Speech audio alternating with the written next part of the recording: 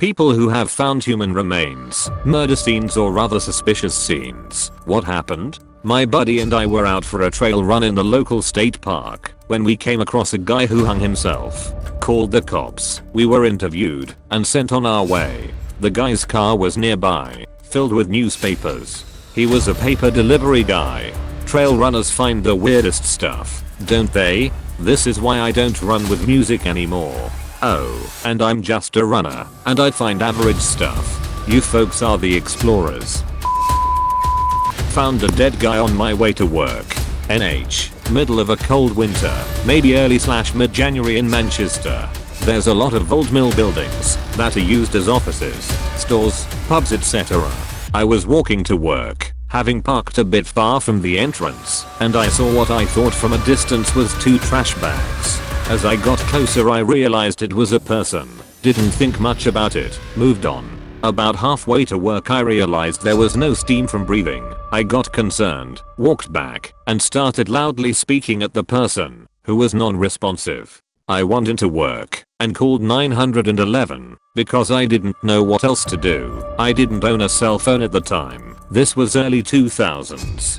Dispatcher said some people were on the way. I went down to the closest spot and waved in a cop, then an ambulance. Said I was the person who called. Lead them to the guy. Asked if I could go. They determined he was dead, and I went to work. I'm guessing he froze to death. Not sure how he got there. He might have been homeless. I didn't get a great look at him outside of telling you adult male with dark hair. Told the cop where I worked, if they needed me, and went to work. Ah man. Manchester is for sure the most ducked up city I've ever lived in. My commute is 3.5 blocks and I'm convinced I will find someone dead on it at some point. I got Narcan trained this year and I'm going to start carrying it so I can help the next time I see someone fully out. I'm from Pennsylvania, but my friends live there. We drove up to visit. We went in a Dunkin' before we hit the road home. One of the people working there was tweaking so bad. I'm like, how the hell is this manager just ignoring this? Guess they were just used to it. When I was 11 my dad and I stayed the night over at his dad, my grandpa's house. One night, my grandpa had just gotten out of the hospital for something relatively minor, so that's probably why we were there. Anyway, I woke up around 4 AM to go use the bathroom and I noticed that there was a body in the tub. I woke my dad up and told him several times until he understood what I was saying, and then he ran to the bathroom and bent over the tub. I listened as my dad made some guttural animalistic moaning sounds that were the most terrifying thing I've ever heard in my entire life. I understood that my grandpa was dead. He shot himself, but I hadn't learned about suicide yet. I thought that there was a murderer in the house and that he was going to kill us next. It's been over 20 years, but I can still tell you the episode of Fairly Odd Parents I watched before going to bed and the nightmare I had immediately before waking up that night. Damn, I'm sorry to hear that. Do you know if the suicide was related to the hospital stay? I don't know what the hospital stay was for, but I remember everyone insisting that it was very routine. My parents eventually told me that the medication he received from the hospital probably made him suicidal, but I think they were just trying to answer me and assuage my confusion.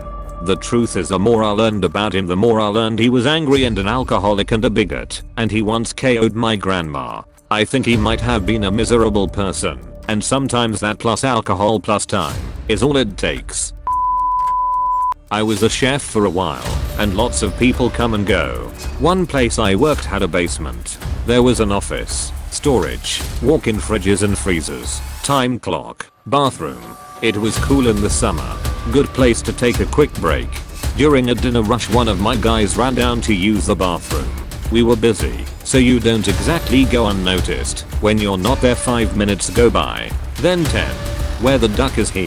The first thought that comes to mind. Pooping. You don't poop during dinner. Rule 1. Second thought, he left. That's common during rushes. Everyone has their breaking point. We've had people just walk out. Not this guy though. So I ran down when there was a little lull, when the dining room is full and all the orders come in at the same time and people don't leave the tables. You can have a line of 20 people waiting for tables, and just the way it flows, you're not cooking anything. Everybody's fed until a table opens up and the new people order. I go check. Door to the bathroom is locked. Not responding to knocks. Banging away. Duck. I know what it is before we even get it open. He odd. That was a terrible night. I thought he was getting clean. He had a baby at home. Drugs suck. That is so sad. They really do suck. This made me tear up a little. Used to do hella drugs in my old restaurant bathroom, but stopped totally when I had my baby. I thank the world every day it doesn't make me start getting high again. Props for quitting. That is so hard. Hella drugs in my area are cut with fentanyl now, and I know many people who have overdosed recently. My parents would send me to El Salvador for 3 months every 2 years till I was 16. I saw a total of 8 dead bodies. Some hanging from freeways, some just dead in the streets because of gangs. I used to manage a hotel. I once walked into a room that was supposed to have checked out and found a man who had hung himself presumably the night before. I obviously called the police, made sure the cleaning staff did not go in that room, and gave a statement. Once the police got there, hotels are so busy and this all took so long that I didn't have time to react or dwell on it until the end of my shift. I parked my car and started to get out and just puked in the parking lot and began sobbing. It was bizarre. I asked for the next day off and my boss, being the hole she was, refused, saying it wouldn't be fair to set the precedent. I was so pissed at your boss I almost accidentally downvoted you. Haha, she had that effect on people. That was a very strange time in my life. I had been to one of the villages in East India, and it had been raining like crazy for the past 1 week or so. The river next to the villages had overflowed, and many houses were washed away. My family was safe because our house was on a hill. During one of these days, I was looking outside the window at the flooded river below, and I saw a floating human corpse, all bloated and covered with water hyacinths. I couldn't go near the water for almost a year after that. P.S. I'm getting a lot of comments saying, if the person was given a water burial. No, it was not a water burial. Also, it wasn't the river Ganges. It was the Brahmaputra river which had flooded, and it washed away houses and livestock. A lot of helpless people drowned. I had the misfortune of seeing one of them.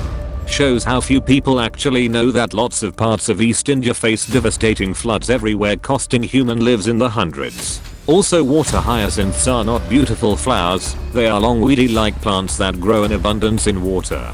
And if you are not careful and swim into them, it is difficult to detangle yourself. Was in a McDonald's drive-thru after work around 1 AM. I was 19.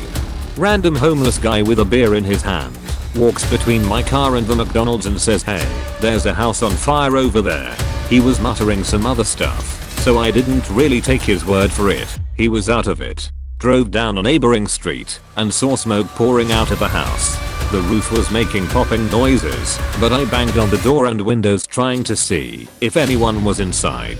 Ended up having to stay and write a witness report as they pulled the homie owner out onto the grass in front of me. They performed CPR for 5 to 10 minutes and the officer ended up telling me the man died. Really fucked with me at the time.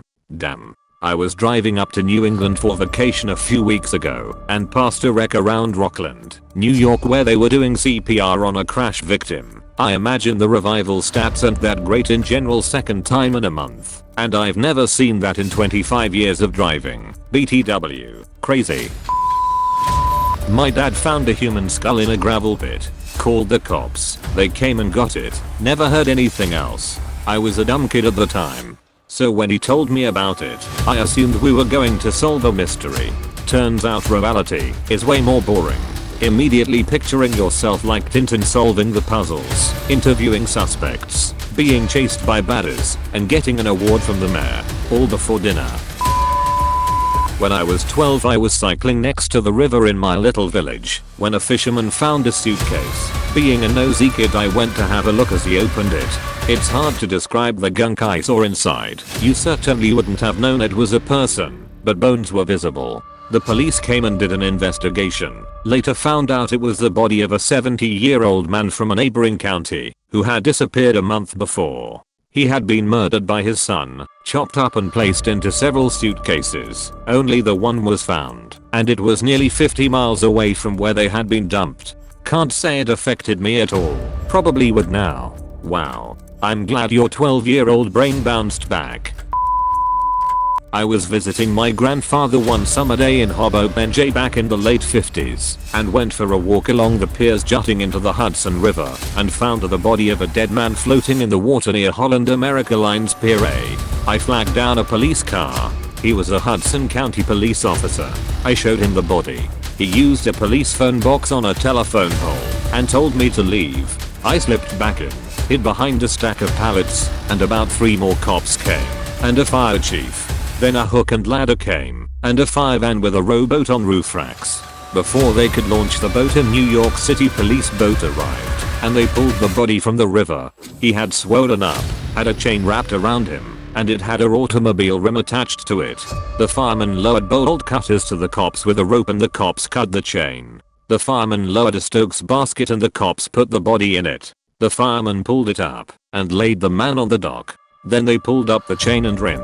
One guy with a badge on his belt took photos of the man. An ambulance came and they loaded the body onto the stretcher, then into the ambulance, and it left. A cop put the chain and rim in the trunk of a police car. Then everyone left. That September my teacher gave us an assignment. Backquote how I spent my summer and I wrote about the dead man. She gave me a B and wrote backquote great imagination. Seriously though, I fully believe what you're saying. I'm not seeing any holes in your story. It makes sense how the police got the body out of the water and transported it to the morgue. Still something that stays with me to this day. Not suspicious, but I felt like the facility got away with negligent homicide. I worked with a new patient. I do physical therapy. She had a new hip replacement. She was young, 60. She complained of significant pain in her thigh and was unable to do much physical therapy that day. I had asked her questions about the pain, and given the amount of time that had passed from her surgery, she was still at risk for blood clots in her legs. I had asked her if she talked to the nurse or doctor about the pain, and she said she had. I noted her pain and spoke with nursing, saying that it is possible that she had a clot, and they brushed it off as her not wanting to do therapy and was a difficult patient. I came in the next morning, early, before patients were awake, and one of the staff stopped me and told me that she had passed overnight. She was still in the room. I was not supposed to, but I went in and held her hand and told her I was sorry that I didn't push more to have her checked out. Since then I have been vocal about exactly what patients should be demanding if they have complaints that are unanswered, and make sure I document my conversations with staff clearly if a wrongful death suit would be filed. Edit. Thank you all for the support. It was pretty traumatic and weighs on my mind, especially after the loss of my dad and grandfather to medical mistakes. All I can say is be an advocate for yourself and for your loved ones. I know a lot of us are polite and don't want to be that person, but the simple fact is people know their bodies. If they are insisting something isn't right, they probably know better than you. Difficult patients, drug seekers, or just people with low thresholds for pain/discomfort shouldn't just be written off or ignored. I know this is a hard thing to do, but if possible be present when your loved ones are in the hospital or skilled nursing. You will be able to catch things that would slip through the cracks otherwise. I found a dead body when I was 13. The guy had hung himself from the rope swing, my friend, and I had made 9 years later and still think about it every day. I sure hope you don't feel any guilt. Nothing to do with you. So my dad's previous house had a small forest in between it and a very sketchy neighborhood. We used to explore it as kids. One day, we found a fridge in the middle of the forest, nowhere near any trails or roads. It was kinda old, but definitely hadn't been there for long. It had chains wrapped around it and a padlock. We told our dad about it and brought him back to it. He confirmed with us that the fridge was just screaming sketchiness, so he contacted the police. The next morning, some cops showed up and he took them into the woods to show them the fridge, except it was gone. Apparently they could clearly see marks left by a hand truck or something that hauled it out to the closest trail and then the road. Nothing much they could do about it, just said to not go back there. The creepiest part is just that it disappeared after less than 12 hours and only a short walk from our house. So someone could have known we'd found it, or we'd just missed them moving it. Whatever was in that fridge, they didn't want anyone finding out. I was a project manager on an irrigation project to line earth and ditches with concrete in NV. It was around 2016 that we were in a sort of remote area of the state. Anyways, the construction crew I hired to excavate a portion of the ditch came across an entire skeleton. The skeletal remains were on one of the side banks of the ditch. I mean the entire skull and ribs were visible to everyone. I had to halt all activities and notify a local PD, and the forensics crew from Reno came and retrieved the remains and performed a sweep of the area for about a week before we could resume our project. To be honest, it was a little creepy and unnerving to see that in person. To my knowledge, it was a cold case from the 1960s. Reno mobsters from the casinos used to take people out to Indian reservations and get rid of people because lack of law enforcement on reservations in those years. Shot like this really spooks me to think about. There's so many bodies out there waiting to be discovered. God knows if I've ever walked right past someone rotting in the ground and just didn't know about it. I was often told by locals that it was spooky at night around that area, like they felt like they were being watched. After that dark discovery, I understood what they meant and gave me chills then. I worked at a gas station and a guy accidentally popped his trunk instead of his fuel door and a lady escaped. He tried to muscle her back into the car, but bystanders spooked him and he fled without her. Okay, I didn't plan ahead and gas up before kidnapping this lady, but it's okay. I'm sure she won't make any noise and all I have to do is make certain I don't press this one button right here. Oh. I've got 2 found bodies / parts. The first is straightforward, not suspicious. I was working concrete, pouring a slab for a building that would be neighboring a big hayfield. Spoke to the farmer a couple times. He told me he likes to take a break in the shade next to the pond when he's out cutting hay. A few days go by, we are nearing the end of our project. He starts cutting hay. We waved at him as we left the job site for the day. The next day we showed up, and his tractor was on its side. Me and another guy ran over, and the old man was dead underneath the tractor. Looked like he bled to death. The second time was a suspicious time. I went fishing and caught a shoe with a foot still in it. I called the police. They came out, took my statement, cut the line, and took the foot along with one of my favorite lures. Those mowers can be nasty. My grandfather had a ranch in East Texas and would mow hay 2 to 3 times a year. All those people up there were tough as old hickory. His neighbor Charlie, who was in his 80s, was mowing and had some type of cardiac event. Fell off the tractor and got caught by the mower. Charlie's son saw it, but it was too late by the time he got there. My brothers and I were teenagers at the time. I remember asking about him. He had a Raven that could do the first lines of the Yellow Rose of Texas, and grandpa just told us flat out what happened.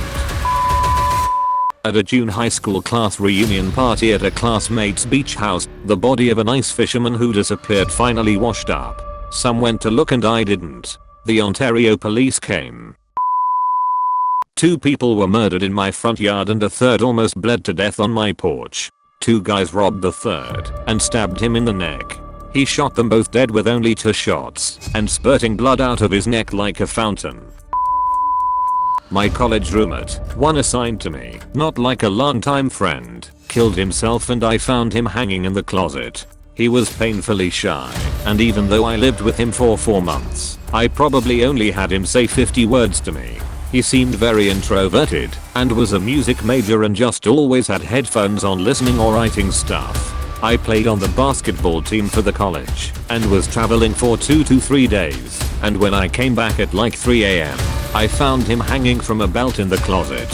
His one shoe had fallen off. I'm guessing he struggled a bit, which is horrifying.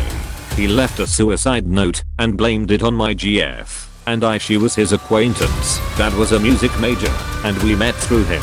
I went to a recital, but neither of us knew he was completely in love with her. Once we started dating, his life became too much to bear. It was sad, but I didn't know and never would have done it if he had said something. so I felt bad, but didn't take it personally. My girlfriend was a Swedish exchange student and pretty much went back home in the middle of the semester like 2 days after this all happened, and I literally didn't even get to say goodbye to her. That's beyond ducked up, but it's not either of your faults. Someone who kills themselves over their crush dating someone else has more issues than you cold have known about or done anything to help with.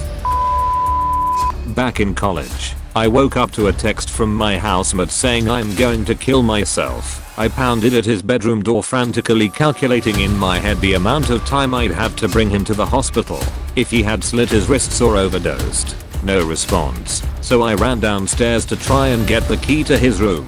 Ended up seeing his body hanging outside the living room window. He had jumped out the window from his room on the second floor with the noose tied to the curtain rod. Realized I was far too late because his body was already stiff and showed signs of rigor mortis.